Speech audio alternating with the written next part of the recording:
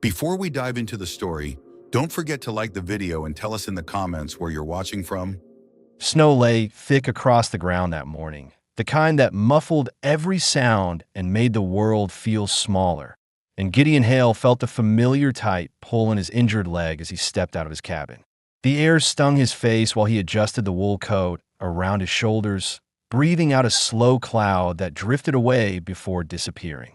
He scanned the quiet yard the way he always did, checking the barn roof, the fence line, and the trees beyond the path, because old habits never left him, no matter how many winters had passed since the war. He walked toward the creek with a steady, practiced pace. The sun had barely risen, leaving most of the forest in a pale blue light. Gideon's limp was more obvious today. The cold pushed into the old bullet wound and tightened the muscle around it. He pressed his gloved hand against his thigh for a moment, steadying himself before continuing down the narrow slope. The creek's water ran under a thin layer of ice, the current visible in the soft shift of dark shapes beneath. Gideon started to kneel to check the trap he had set the night before, but a shape farther down the bank pulled his attention away. It wasn't an animal. It wasn't a log. It was a human body lying half covered in snow. His pulse jumped once in a sharp, controlled beat. He didn't rush toward her. He made himself scan the trees first, turning slightly to make sure no one else waited nearby. Only wind moved through the branches. He approached slowly, step after step, until he was close enough to see she was a young woman. Apache from her clothing, her long black hair, the beaded leather still visible beneath the frost. Her skin had lost much of its color. Her lips were cracked. Her wrists were red and swollen, the skin scraped as if rope had torn into it for days. Gideon crouched beside her with a grunt of effort. His heart hitched for a moment, not from panic, but from something heavier, something like the memory of too many broken bodies he'd found after battles long ago. He pushed the memory down and focused on her breathing. It was faint, uneven. She was alive, but only barely. He touched her shoulder. "Can you hear me?" No response. Her eyelids twitched at the movement, but she didn't open them. Her body trembled once, a sharp, involuntary shake caused by cold more than fear. Gideon felt a knot of urgency climb up his spine. If he left her here to fetch help, she wouldn't last an hour, and there was no one else around. He was the only person within miles. He slid his arms beneath her, adjusting his grip until he could support her head and back. Her weight pressed against him in an uneven slump, and he felt her ribs shift with the effort of breathing. She was lighter than she should have been. Starvation, cold, or both. As he stood, his leg throbbed hard enough to make him grit his teeth. He tightened his jaw but kept moving, lifting her carefully so her head wouldn't hang. He didn't know her name or what had been done to her, but leaving her wasn't something he could do. Not anymore. Not after the war. Not after losing too many people because he acted too late.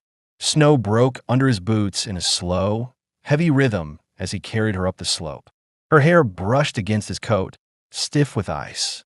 She made a faint sound, something like a breath hitting pain, but never opened her eyes.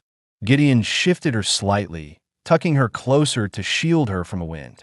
By the time he reached the cabin, sweat had formed at the back of his neck despite the cold. He kicked the door open with his heel and stepped inside, closing it with a solid thud. Warmth from the stove hadn't reached the far edges of the room yet, but it was enough to keep a person alive. He set her gently on the bed, lowering her until her head rested on the old pillow. Her fingers curled weakly. One of them brushed his coat sleeve, and he froze for a second, wondering if she was waking. But her hand dropped again limp. Gideon moved quickly. He fed more wood into the stove until the flames rose higher. He filled a small basin with warm water and set it near the bed. He lifted the quilt and pulled it over her slowly, watching how her body reacted. When warmth touched her skin, she shivered hard, a painful, uncontrolled reaction, then eased back into stillness. He sat down in the single chair across the room and watched her for a moment, letting the tension in his shoulders sink. His heartbeat steadied. He listened to the faint crackle of fire, the subtle rasp of her breathing, and the silence between them. He didn't know who she was. He didn't know who had hurt her or if someone would come searching. But the sight of her lying half dead by the creek had hit something in him he couldn't ignore. He leaned back slightly, rubbing the stiff muscle in his leg. "You're safe here," he muttered under his breath, even though she couldn't hear him. He stayed seated, sharpening his knife in slow, careful strokes while keeping her in the corner of his vision. She didn't move again, but her breathing, though fragile, kept going. For the first time in months, Gideon didn't feel completely alone, and that feeling unsettled him more than he expected.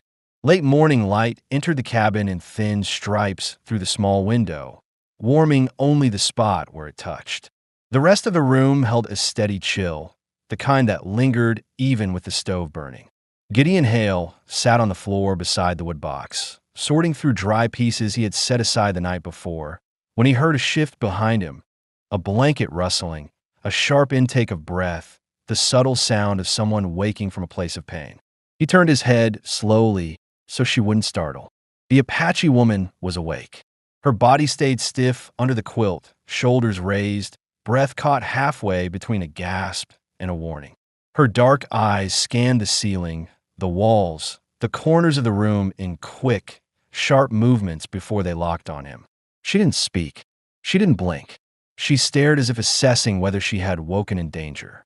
Gideon stayed seated. He rested both hands on his knees, letting her see he wasn't reaching for anything. "You're inside my cabin," he said quietly. "Found you by the creek yesterday." Her gaze flicked to the door immediately, as if measuring distance, speed, and the condition of her legs. Gideon saw it all in one glance. The instinct to run, the distrust formed from too many hands that hadn't helped her in the past. "You're safe here," he added, not soft, not forceful, just steady. She didn't relax. Her fingers tightened in the blanket, knuckles white from strain. Her breathing grew uneven, catching each time she recognized an object in the room. A chair, a rifle leaning against the wall, boots by the door. Her eyes lingered on the rifle longer than anything else. Gideon reached toward the stove, but he moved slowly, giving her time to see his intentions. He adjusted the kettle so the water would stay warm, then stood up with deliberate steadiness.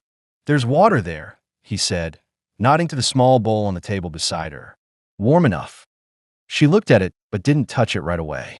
Her attention swung back to him, narrowing slightly as she studied his face, then his hands, searching for danger. Gideon understood the look. He had seen it in soldiers who woke after ambushes, in civilians who survived raids, people who expected the next moment to hurt.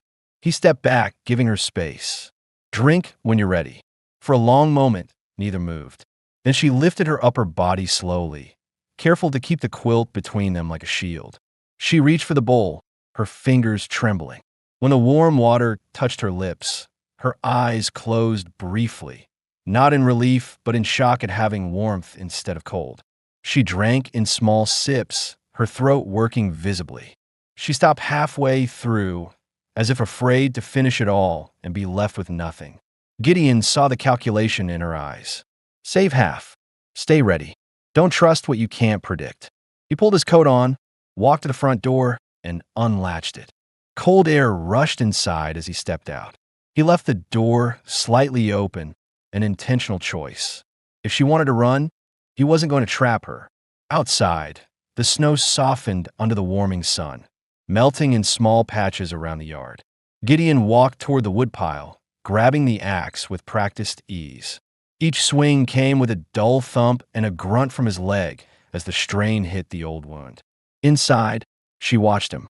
He didn't look at her directly, but he caught her presence through the slight shadow in the doorway. She had moved to the edge of the bed, still wrapped in the quilt, studying him from behind the partially open door. Her eyes followed his every step, tracking his movement with guarded tension. Not trust, not yet, but a shift from fear to awareness. When he came back inside, carrying an armful of chopped wood, she didn't retreat. She stayed on the bed, rigid but unflinching, eyes lowered only when he passed near her. "Put more wood in," he said, nodding to the stove. "Keeps the cold off." She didn't respond, but her gaze flicked to the flames, then back to him, as if deciding whether this place was safer than the wilderness behind her. Gideon set the wood down, wiped his gloves on his pants, and checked her face again. Her cheeks had warmed slightly. Her lips held color now. The frostbitten look had eased. "You need food soon," he said, keeping his tone matter of fact. Her back straightened, the reaction quick and sharp, a sign of fear or memory. He couldn't tell.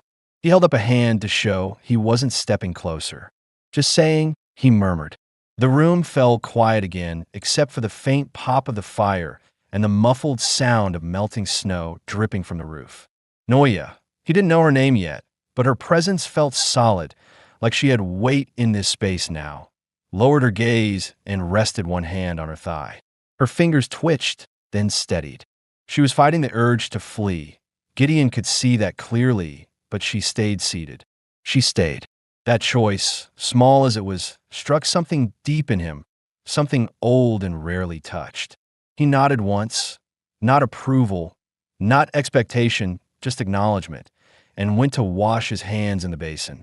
Behind him, she breathed out slowly, the kind of exhale a person makes only when they believe, for the moment, they might survive the next few hours.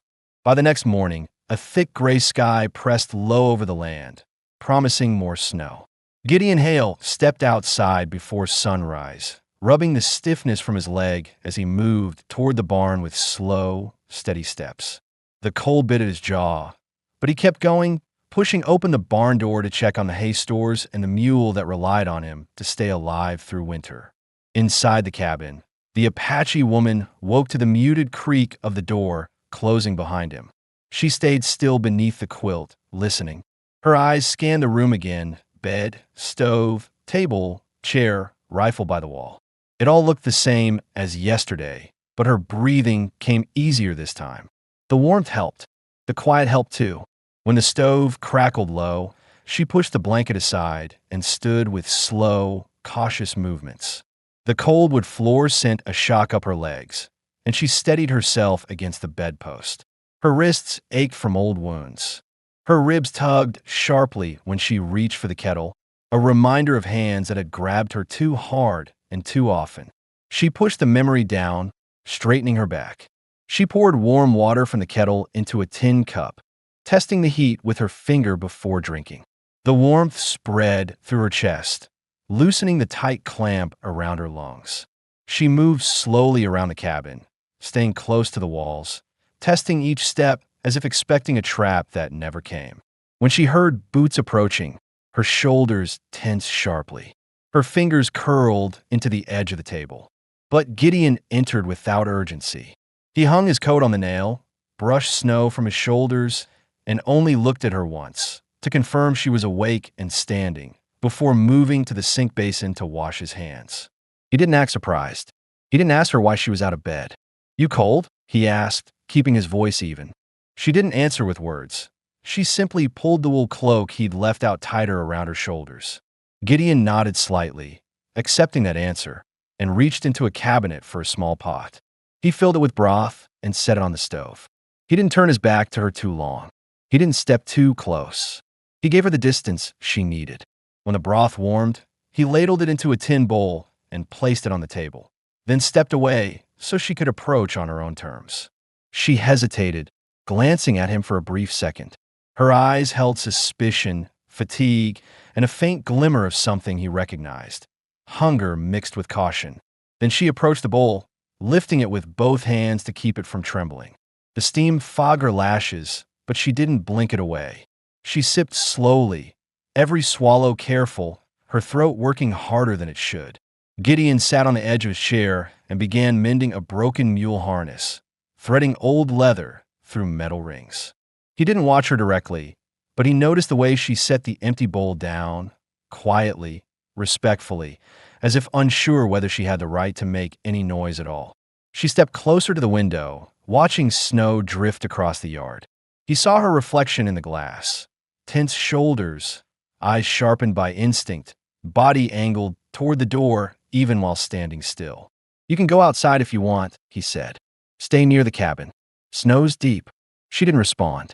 Her fingers tightened briefly on the window frame as she took a slow breath and stepped back. Later, he pulled on his coat to finish chores. She followed without needing to be asked. The cold hit her immediately, cutting through her cloak, but she steadied herself and walked behind him, keeping several feet of distance. He didn't turn around, but he shifted his pace slightly slower, making sure she could keep up. At the woodpile, Gideon swung the axe with controlled force.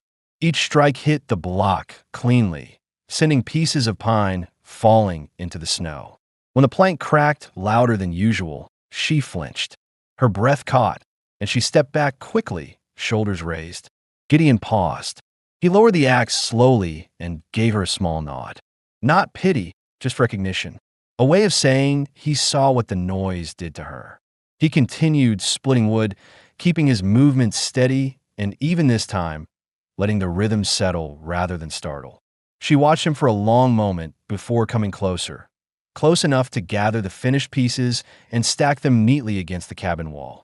Her hands worked with quiet precision, each motion calm, deliberate. She didn't speak. Neither did he. But the shared task formed a small link between them, simple, wordless cooperation. When they returned inside, her posture was less rigid. She placed the cloak near the stove to dry. She sat at the edge of the bed without curling into herself. And when Gideon moved through the room, she no longer watched him with the same sharp suspicion, only guarded awareness. That evening, she sat near the stove, the warmth softening the tight lines in her face. Gideon brewed tea with dried leaves and set a cup beside her without expecting anything in return. She stared at the cup for several seconds before lifting it. He went back to sharpening his knife, each slow stroke echoing quietly in the room. Her eyes drifted to him, not in fear this time, but in calculation, trying to understand the man who had found her in the snow and expected nothing from her since. She didn't trust him. Not yet. But she no longer looked at the door like she needed to escape the moment he turned away. It was a small change, but it was the first. By the fourth morning, the storm had weakened enough for pale sunlight to press through the window, turning the frost on the glass into hazy streaks. The cabin held a steady warmth, but the cold outside still seeped in through the floorboards, reminding Gideon of the work he had to finish before the next snowfall. He rose from a chair he'd slept in, rubbing the stiff ache in his leg while shifting his weight carefully. The Apache woman, still silent, still watchful, sat near the stove, wrapped in the wool cloak. Her hair hung loose today, falling over her shoulders in dark, uneven strands. She had warmed her hands over the fire the same way she had the past 2 mornings, but something was different in her posture. Her back was straighter, her breathing steadier. Fear no longer sat in every inch of her frame the way it had when she first woke. Gideon opened the door to fetch firewood, and cold air rushed in. She flinched at the sudden draft, but didn't jump to her feet or grab for a weapon. Her reaction was smaller now, controlled. It was the first thing he noticed. When he returned with an armful of logs, he set them down beside the stove and saw her watching his leg. His limp had worsened overnight. Every step felt like dragging a chain through mud. He tried not to let it show, but she caught the tension in his face anyway. Her eyes flicked from his leg to his hands, then back again. She stood slowly, approaching him with cautious steps. She paused once, making sure he wasn't going to stop her, before kneeling beside him. She pointed at his thigh. Pain. Her voice was rough from disuse, low and controlled. Gideon hesitated, surprised she'd spoken. He gave a small nod. Old wound. She didn't ask anything else. Instead, she took a cloth from the basin, dipped it into warm water, wrung it out with trembling fingers, and placed it carefully against the injured muscle. Her touch was gentle, steady, focused. Not a healer's precision, just a survivor's instinct to help when she could. Gideon kept still, letting the warmth sink through his skin. The pain didn't disappear, but it eased enough for him to breathe deeper. You don't have to, he murmured. She didn't answer. She pressed the cloth again, firmer this time. Her expression didn't change. Not sympathy, not curiosity, just quiet determination. She worked until the shaking in her hands stopped, then set the cloth down and stepped back without a word. He watched her return to the stove, her movements slower, as if the small effort had taken something from her. But she didn't retreat into herself the way she had before. She sat facing him rather than turning toward the wall. Later, Gideon moved to fix the loose board near her bed. The plank had been rattling each time the wind hit the cabin just right, and he knew the sudden noise unsettled her. He fetched the hammer and nails, crouching near the bed while she sat close enough to see his hands. He swung the hammer in quieter, more controlled taps than usual, careful not to startle her. The wood creaked once, and her shoulders tensed instinctively, but she didn't move away. She watched his hands instead, tracking every motion as if memorizing the intent behind each one. When he finished, she tested the board with her palm. It no longer rattled. She gave a small nod, a silent acknowledgement. Not gratitude. She wasn't ready for that, but trust that didn't need words. Gideon stood and returned the tools to the shelf. When he glanced back at her, he noticed her hair spread over her shoulders, the beads and the strands catching the firelight. She had taken time to redo them carefully, with deliberate precision. Beads arranged in a pattern that he didn't understand, but the act itself said something. A woman planning to leave wouldn't braid her hair like that. That evening, he cooked a simple meal, boiled potatoes, dried meat softened in broth. He placed her portion near the edge of the table. This time, she approached without waiting for him to step aside. She sat, eating slowly with controlled movements, her eyes flicking to him only once before focusing on her bowl. When she finished, she set the tin down carefully, aligning it with the edge of the table. A small sign of respect. Routine. Presence. Gideon sat across from her, elbows on the table, warming his hands around his own bowl. "You talk English," he said quietly. She hesitated, then nodded once. "You remember what happened before I found you?" Her jaw tightened. Her eyes lowered to the table. She shook her head, not in confusion, but refusal. She wasn't ready. He didn't push. He simply nodded and leaned back, letting the stove's warmth settle between them. Night came early. The cabin darkened except for the steady glow of the fire. She curled near the stove at first, shoulders tucked tight, blanket pulled to her chin. But as the hours passed, something changed. She shifted closer to the bed, then sat on its edge for a long moment, staring down at her own hands as if deciding whether she belonged there. Gideon stayed still, pretending not to notice. Eventually, she laid down on the bed again, not pressed against the wall the way she had before, but closer to the center, leaving space for him without fear that he'd take advantage of it. He took the chair, adjusting the blanket around her quietly. Her breathing slowed, deepened. She slept without gripping the blanket. Her face eased. Gideon watched the rise and fall of her chest, feeling something settle into place inside him. A quiet weight, steady and unexpected. For the first time since she arrived, the cabin felt less like a shelter built for one. It felt like a place where two people were learning how to breathe again, together. The snow had finally stopped falling by the time dawn crept across the yard. A thin layer of frost coated the fences, and a pale orange glow settled over the trees near the creek. Gideon Hale stepped outside with a bucket in one hand, moving slow as the cold dug into his leg. His breath came out in steady clouds as he walked toward the well, boots crunching through the frozen crust. Behind him, the cabin door opened a few inches. He didn't turn. He didn't want to scare her back into hiding. But he listened, hearing the faint shift of feet on wood, a quiet breath touched by hesitation. She stood there, wrapped in the wool cloak he'd given her, staring at the yard as though seeing it for the first time without panic. She stepped outside fully, closing the door behind her with a soft thud. Her movements were careful, but no longer frantic. She followed Gideon at a distance, one hand gripping the cloak to keep it close to her body. The cold stung her cheeks and reddened the tip of her nose, but she did not retreat. Gideon lowered the bucket into the well, his arms tightening as he pulled it back up. When he set the full bucket on the ground, he finally looked toward her. "You should stay close to the cabin," he said. "Snow's deep past the fence." She gave a small, control nod. Not an answer, but not rejection. Gideon grabbed the bucket and started back toward the cabin. After a long pause, she followed, stepping in his boot prints to make the walk easier. When her foot slipped on an icy patch, she steadied herself quickly, but he still slowed his pace, letting her keep up without rushing. Inside, the warmth hit them like a soft push of air. She moved immediately toward the stove, hands hovering over the heat. Gideon poured water into the kettle and set it above the fire. As he worked, she moved quietly around the cabin, her movements cautious but no longer frantic. She picked up the shirt he'd repaired the night before and ran her fingers along the stitching, then set it down neatly. "It's torn," she said, pointing to the shoulder seam on another shirt hanging by the wall. Gideon turned. Her voice was low, rough, but clearer than before. "It is," he replied. She hesitated only a second before lifting the shirt and gathering needle and thread from the small box on the table.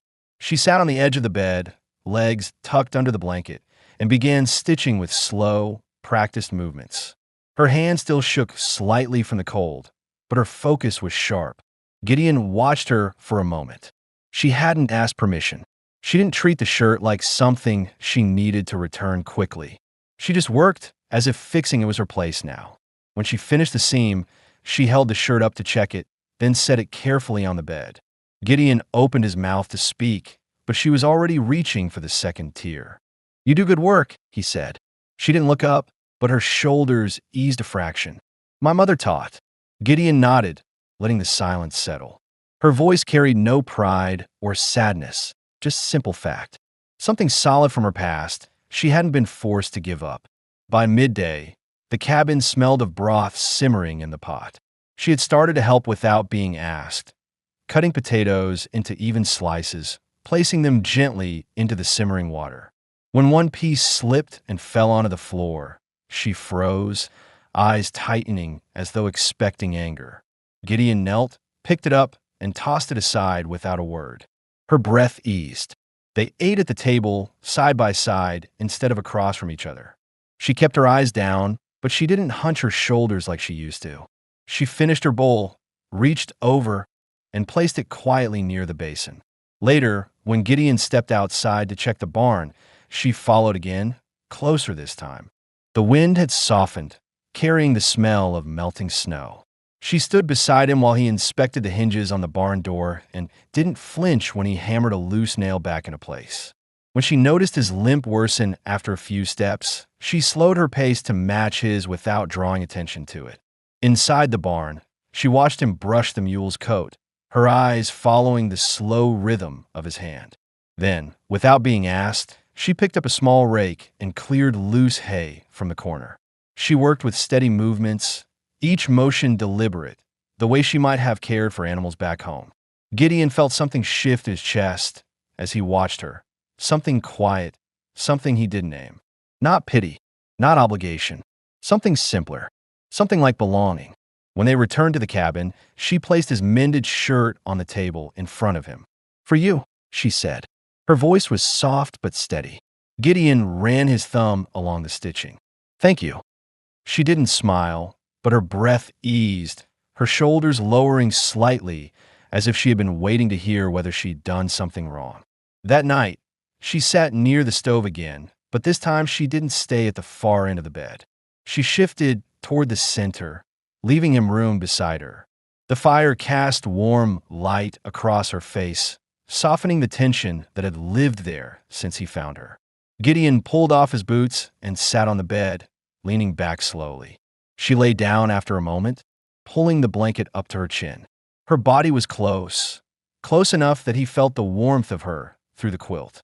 She didn't curl away this time. She didn't keep her hands clenched. Her breathing remained steady. Gideon stared at the ceiling in the dim firelight, listening to her slow breaths beside him. He felt the quiet weight of her trust settling between them. Small, fragile, but real. In the silence of that winter night, he understood one thing with certainty. She wasn't trying to escape anymore. She had chosen to stay. A heavy stillness settled over the cabin as night deepened, the kind that came after long hours of work and shared space. The fire in the stove burned low, casting a warm orange glow that reached only halfway across the room. Gideon Hale lay on his back beside the Apache woman, listening to her breathing. It had grown slower, steadier over the past week, no longer the sharp, shallow gasps of someone waiting for danger. He lay awake longer than he admitted to himself, watching the fire flicker through the cracks in the stove door and feeling the faint warmth of her presence near his shoulder. She wasn't pressed against him, but she was close enough that each slow rise of her chest brushed quietly through the air between them. At some point, he drifted off. Hours later, a sudden jolt shook the bed. Her. Her breath tore from her chest in short, choking bursts. Her hands clenched around the blanket. Her legs kicked once as if trying to break free of something unseen. A soft whimper escaped her throat, stifled quickly, as if she was used to being punished for making noise. Gideon woke instantly. His heart jumped into a tight, controlled rhythm. He turned toward her, careful not to startle her further. Her eyes were open, but unfocused, staring at the cabin wall as though it were something else, something far worse. Her chest rose and fell with frantic speed. Easy, Gideon whispered, keeping his voice low and steady. You're here, not there. She didn't seem to hear him. A tremor ran through her hands, then her shoulders. Her jaw tightened until the muscles along her neck strained. Gideon didn't reach for her right away. He knew better than that. He let her see his hand first. Open, steady, resting between them. Her gaze snapped to it instantly, instinctively. Her whole body stiffened. It's just me, he said. Gideon. Her breathing hitched at the sound of his name. After a long moment, her hand twitched. Not toward him, just a reflex. But it told him she was coming back to the room piece by piece. He inched his hand closer, slow enough that she could stop him at any second. She didn't move away. Her chest kept rising and falling in rapid bursts. But her eyes were no longer locked in that frozen, distant stare. His fingers touched the back of her hand. She flinched, sharp but small. Then she stilled. It's all right, Gideon murmured. Just a nightmare. Her lips parted as if she wanted to speak, but no sound came out. Instead, she looked down at their hands. She wasn't holding his, but she wasn't pulling away either. He let his fingers rest lightly over hers. No grip, no pressure, just quiet contact. She swallowed hard, trying to steady herself. Her jaw loosened. Her breath slowed. The trembling in her shoulders softened until her body no longer shook beneath the blanket. Gideon shifted slightly so she could lean against him if she wanted. Her eyes flicked to his chest, then to his shoulder, then back to their hands. Slowly, cautiously, she moved closer, resting her forehead against his upper arm. Not fully, just enough that she could feel his solid presence. Gideon kept still. Her breath brushed against his skin as she exhaled through her parted lips. Her fist remained clenched at first, but when she felt the steady rise and fall of his breathing, her fingers loosened gradually. She turned her hand under his, her palm meeting his palm, and left it there, small, warm, trembling, but willing. Minutes passed. The fire crackled. The wind outside tapped against the window. Inside, her grip tightened, softly, not in fear but in search of something solid. Gideon wrapped his thumb gently around the side of her hand, anchoring her without holding her down. You're safe, he said again. Nothing here will hurt you. Her lips barely moved as she whispered. No noise, no shouting. None, he replied. She exhaled slowly, as if releasing one more piece of the memory she had been trapped in. Her breathing steadied fully then, still deep but calm. She let her weight settle against him, her forehead resting against his shoulder. Her hair brushed the side of his neck, carrying the faint scent of smoke from the stove. Gideon waited until her breaths evened out before letting himself relax. He didn't pull his hand away. He kept it there, warm and steady, the same way you kept a lantern lit until morning. When she finally slipped back into sleep, she didn't flinch. She didn't curl away. Her body stayed close to his, trusting the nearness, trusting him. Gideon stared at the ceiling in the dim firelight, feeling the slow weight of her head against his arm. He hadn't realized how much he'd missed the sound of another person sleeping beside him, and he didn't move an inch until dawn. The weather warmed just enough to turn the snow into patches of damp earth, the kind that clung to boots and softened the ground around the fence line. Gideon Hale had been outside since early morning, repairing a sagging post with slow, deliberate movements. His leg ached from the cold, but he pressed through it the same way he always did, without complaint, without pause. Routine kept his mind steady. The Apache woman, still quiet, still watchful, stepped outside after a time, pulling the wool cloak around her shoulders. Her cheeks were pink from the mild wind, her braid falling over the front of her chest. She stood on the porch, watching him work. She had been doing that more often lately, just watching. Not with fear, not with suspicion, but with a kind of cautious steadiness. Gideon checked the tighten on the wire, leaned back, and wiped his hands on his pants. When he straightened, he saw her leave the porch and walk toward him. Her steps were slower in the mud, but she didn't stay back like she used to. She reached the fence, stood beside him, and rested her hand lightly on the top rail. No words, just presence. He was about to hand her a coil of wire when the sound of hooves broke the morning stillness. One horse at first, then the shape of a rider emerged from the pines on the ridge. A man moving with purpose, not wandering. The horse trotted down the slope toward the fence, the rider studying the land with sharp, calculating eyes. Gideon felt the shift immediately, an old instinct tightening the center of his chest. He moved slightly in front of her without thinking, placing his body between her and the approaching stranger. Her breath hitched, just once quick and sharp. Her hand gripped the fence rail tightly. Gideon didn't touch her, but he angled himself so she could take cover behind him if she needed. He kept his posture calm, but his muscles were wound-tight beneath his coat.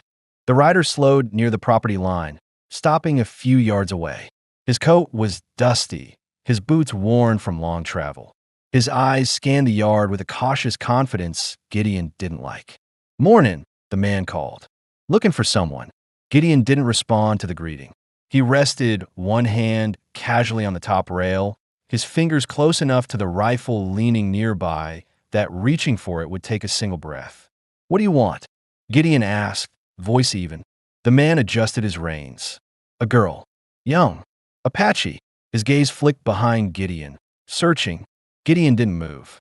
"No one like that here." The man smirked slightly. "You sure? She ran from a camp south of here. Caused some trouble. Belongs to men looking to get her back." At that, Noya's breath caught so sharply Gideon heard it. Her fingers clamped around the fence rail. He felt her fear without turning around, as clear as snow crunching underfoot. He didn't give the man time to continue. "Move on," Gideon said, his voice low but firm. "Nothing for you here." The rider raised his brows, as if weighing whether to push further. "Strange thing. Folks say a quiet man lived out here alone for years. Now I see 2 sets of prints in the mud." Gideon's jaw tightened. "And now you'll see the back of your horse if you're smart." He reached for the rifle, not lifting it, but placing his hand on it openly, letting the message settle between them like a loaded trigger. The man studied him for a long moment. His eyes moved from Gideon's grip on the rifle to Gideon's steady stance. Leg injured or not, every inch of him was prepared to end this right now. Finally, the rider clicked his tongue and pulled on the reins. "Didn't mean trouble," he said, though his tone suggested otherwise. "Just asking questions." "Ask him somewhere else," Gideon replied. The horse turned. The man didn't look back as he rode toward the ridge, disappearing behind the trees with the slow fade of hoofbeats. The moment the sound was gone, Noya's knees softened slightly. Not enough to fall, but enough that Gideon turned around to face her. Her chest rose and fell quickly, her fingers still curled hard around the fence. "Hey," he said gently. "It's over." Her eyes locked on his, fear, confusion, anger, all tangled together. She swallowed, tried to control her breath. Her shoulders remained tense, as though expecting another rider to appear any second. "He won't come back," Gideon said. She shook her head, not in disagreement, just in disbelief that anyone would stand for her the way he had. A long silence settled between them. Not the uneasy kind, a different kind, thick with the weight of what almost happened and the relief of what didn't. When she finally found her voice, it was quiet. "He knew me, I figured," Gideon said. "Doesn't matter now." Her lower lip trembled, but she steadied it. She stepped closer, stopping just inches from him. Her hand hovered near his coat, unsure whether she could touch him. He didn't move. He let her choose. After a long, shaky breath, she rested her fingertips against his sleeve. Light, barely there, but enough to show what she couldn't say yet. Thank you. I'm alive because of you. Gideon didn't lift his hand to touch her back, but he stood solid and still, letting her know she had nothing to fear behind him. They walked back toward the cabin together. She didn't trail several feet behind this time. She stayed right beside him, matching his slow, uneven steps. For the first time, she walked like someone who belonged on this land. And for the first time, Gideon let himself believe she might never leave. By the time the last of the heavy snow melted into dark patches of soil, the land around the cabin had begun to change. Thin blades of grass pushed through the thawing earth, and the air carried the damp smell of early spring. The creek flowed louder now, no longer trapped under ice. It was the first real sign that winter had loosened its grip. Gideon Hale stepped outside with a hoe in one hand and a sack of corn seeds in the other. His leg bothered him more when the ground was wet, so each step came slower than usual, but the warmer air took enough pain out of the injury that he could work without stopping every few minutes. He leaned on the hoe and surveyed the small patch of soil he'd used each spring for years, a space that fed only him because there had never been anyone else to feed. Not until now. The cabin door opened behind him. Noya stepped out, her hair neatly braided down her back, a small string of beads woven carefully into it. She wore the deerskin clothing he had found drying by the fire, and the wool cloak slung lightly over her shoulders. Her posture was different from the woman he'd found near the creek, upright, calm, aware rather than defensive. She walked toward him without waiting for him to call her. "You plant today?" she asked. "Yeah," Gideon replied. "Ground's thawed enough." She approached the patch of soil and knelt, testing the dirt with her fingers. A small smile, barely there, but real, crossed her face when she found it soft enough to dig into. She looked up at him once for silent permission. "You know how to do this?" Gideon asked. She nodded and held out her hand for the seeds. He handed her the sack. They worked side by side, saying nothing, each focused on a task that required no explanation. Gideon dragged the hoe slowly, forming long, even rows. Noya followed behind, leaning forward to place seeds into the small grooves he made. Her movements were steady, deliberate. She placed each kernel with care, smoothing the dirt over them with her palm before moving to the next. At one point, her cloak slipped off her shoulder. Gideon instinctively leaned forward to adjust it, but she caught the edge herself, pulling it back with a soft, controlled motion. When she glanced up at him afterward, her expression held no fear, just acknowledgement. A simple look, shared understanding. The sun rose higher, warming both of them. Gideon paused to rub the strain from his leg. Noya watched the motion, her eyes narrowing slightly in thought. "Pain again?" she asked. "Some," he admitted. She stepped closer and placed her hand lightly on his thigh, not holding him, not examining the wound, just grounding him.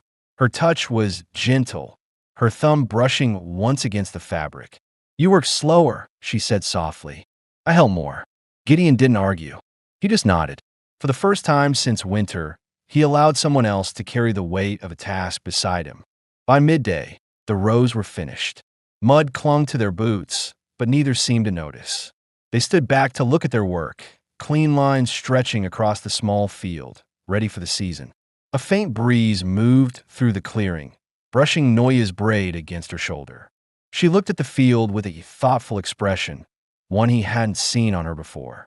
Something like hope, something like a future she wasn't afraid to imagine. "You did good," Gideon said, clearing his throat.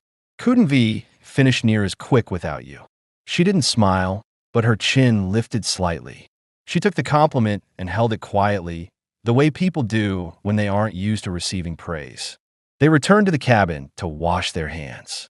She poured warm water from the kettle while he dried the tools and stacked them neatly on the shelf. Inside, the room felt different, busier lived in. Her cloak hung beside his coat. Her repaired blankets lay folded on the corner of the bed. A second chair stood near the stove now, one Gideon had made out of scrap wood earlier in the week. When Noya saw the chair again, She traced her fingers along the smooth armrest. "You made this," she said. "Seemed right to have two." Gideon answered simply. She sat in it, testing the way it supported her back. She exhaled slowly. "Feels good." Her voice carried a softness he hadn't heard from her before.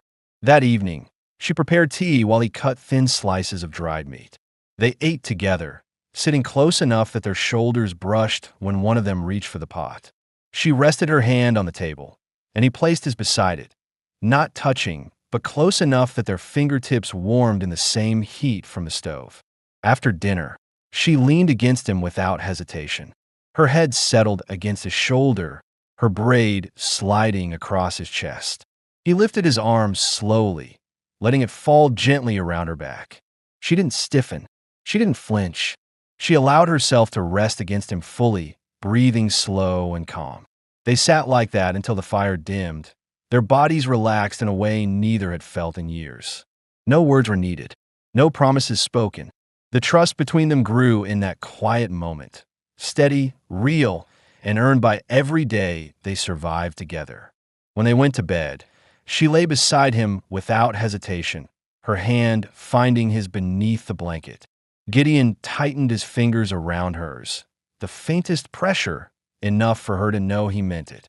They slept in shared warmth while the last cold winds of winter passed outside their cabin. Two survivors finally choosing a life that no longer felt temporary. The first true warmth of early summer settled over the land in a soft, steady way that made everything feel new. The creek ran fuller, carrying clear mountain water over smooth stones. Small green shoots pushed up along the edges of the garden rows. Birds returned to the tall pines, their calls drifting through the still air. For the first time since Gideon Hale had built the cabin years ago, the place didn't feel like a fortress. It felt like a home. Gideon stepped outside with a bucket of feed in one hand, his limp less sharp now that winter had passed. The morning sun warmed his back as he scattered feed for the chickens, each bird clucking and scratching through the dirt with quick movements. When he straightened, he caught sight of Noya stepping out of the cabin behind him. She wore her deerskin clothing with the beads she'd repaired over the past weeks, her long black braid falling over her shoulder. She looked stronger than she had when he found her, her face no longer hollow from fear and cold, her stance steady and grounded. Her eyes, once wary and sharp with survival instinct, now held a calm focus he had never expected to see this soon. She walked toward him across the yard, the morning light tracing the gentle movement of her steps. When she reached him, she set a hand on his chest, light at first, then steady, her palm warm against the worn fabric of his shirt. He rested his hand over hers. She didn't look away. "I stay," she said softly. It wasn't a question. It wasn't a request. It was a choice spoken with full clarity. Gideon felt something settle inside him, heavy, certain, and peaceful. He nodded once, tightening his grip over her hand. "Then this is your home." Her breath shook slightly, not with fear, but with the weight of believing the words. She stepped closer, her forehead brushing his shoulder as her hand slid up to grip the side of his coat. He wrapped an arm around her waist, pulling her gently against him. The two of them stood in the quiet yard for a long moment, letting the warmth of morning settle around them, letting the decision breathe. They didn't talk about the past. They didn't need to. Everything that mattered stood in front of them now. Later, they walked together to the small field they had planted during the spring thaw. The first green sprigs of corn rose from the soil in delicate lines. Noya knelt and touched one gently with her fingertips, her eyes softening the way they had when she first took care of them weeks ago. "These grow strong," she murmured. "They will," Gideon said. "We did it right." Her smile wasn't full or wide. It was small and steady, the kind of smile that formed only when a person felt safe enough to let it happen. She straightened and stood beside him, her arm brushing his. Inside the cabin, Gideon had made changes without mentioning them. Another shelf, a second pillow, a second cup on the table. She noticed everything. She touched each item as though confirming that it was real, that it belonged to her as much as to him. At dusk, she braided her hair by the stove, then held out the end of the braid toward him. "You tie," she said quietly. He took the thin strip of leather she handed him and tied the braid gently, his fingers brushing her neck. She leaned back slightly into the touch but didn't rush away. When she turned to face him, her eyes held a question she had carried silently for days. He answered without speaking, resting his hand along her cheek, his thumb brushing the side of her face just once. She stepped forward and pressed her forehead to his. "Gideon," she whispered. It was the first time she said his name with warmth instead of fear. He cupped the back of her head with his hand, pulling her closer. The quiet between them was full, not empty, not tense, but steady, like something finally settling into place. She lifted her face and kissed him, slow, tentative but certain. Her fingers curled around the back of his shirt, as if anchoring herself to a choice she no longer doubted. He kissed her back with the same careful strength he used in every part of his life, steady, protective, never demanding more than she offered. When they parted, their breaths mingled, warm and close. No vows were spoken, no promises needed. That night, when they lay in bed, she pressed her head against his chest, her hand resting over his heart. He wrapped his arm around her shoulders, holding her close without tightening his grip. Her breathing softened into a steady rhythm, easing in his sleep with full trust. Gideon stayed awake a little longer, feeling the gentle rise and fall of her breath against him. There was no fear in the room, no shadows waiting in the corners, just the slow promise of a life they were building.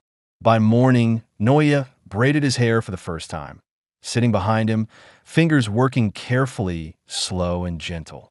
When she finished, she rested her chin briefly on his shoulder, her arms lightly circling his waist.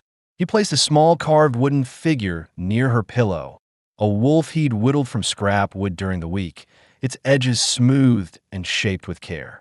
She picked it up, running her fingers over the tiny carved lines. She didn't say anything. She didn't need to. The way she held it spoke enough. They stepped outside together as the sun rose, hand in hand. Noya never looked toward the door again, and Gideon never walked the land alone.